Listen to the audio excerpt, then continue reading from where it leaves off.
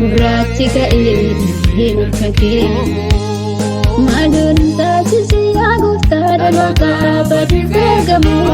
Obsiitiin murreeffadhu Waaqayyo abbaan mana isaaf hin beekamu.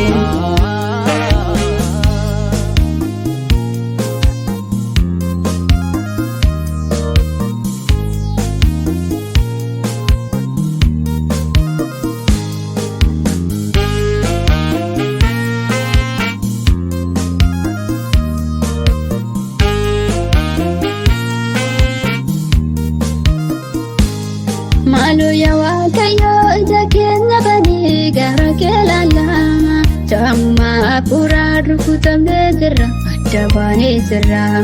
Jireenyi inni foonii nama nu hubachiisu hamaaf gaarii. Jireenya hafuuraatti ranneerra. Maalu yaa Waaqayyo ija keenya banii. Araara siin jenna Waaqayyoon baay'isi araarkee. Baay'isi akkineemi Yesuus gurraachi ka'ee hin harkatee. Maalun taasisi yaa gooftaa dhalootaa badiif ergamu. Obsiitiin murreeffadhu Waaqayyo abbaan mana isaaf hin beekamu.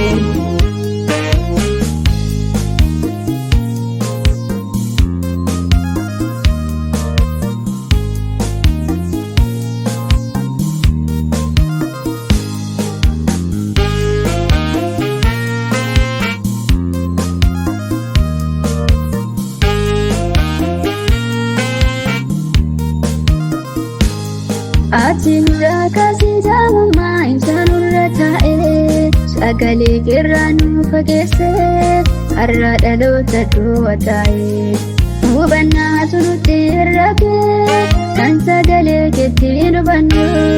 Maalu yaa Waaqayyo nu maaree si malee furmaatuma hin qabne. Araara siin jenna Waaqayyoon baay'isi araarkee. Baay'isi akkineemi Yesuus gurraachi ka'ee hin harkatee. Maalun taasisi yaa gooftaa dhalootaa badiif ergamu. Obsiitiin murreeffadhu Waaqayyo abbaan mana isaaf hin beekamu.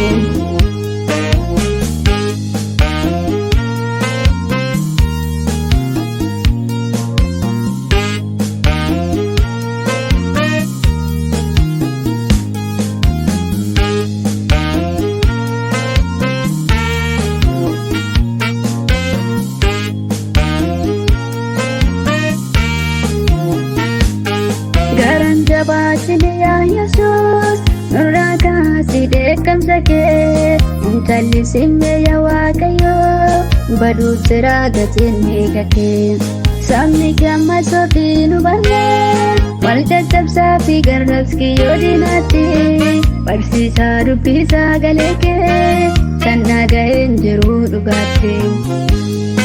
Araara siin jenna Waaqayyoon baay'isi araarkee. Baay'isi akkineemi Yesuus gurraachi ka'ee hin harkatee. Maalun taasisi yaa gooftaa dhalootaa badiif ergamu. Obsiitiin murreeffadhu Waaqayyo abbaan mana isaaf hin beekamu. Araara siin jenna Waaqayyoon baay'isi araarkee. Baay'isi akkineemi Yesuus gurraachi ka'ee hin harkatee. Maalun taasisi yaa gooftaa dhalootaa badiif ergamu. Obsiitiin murreeffadhu Waaqayyo abbaan mana isaaf hin beekamu.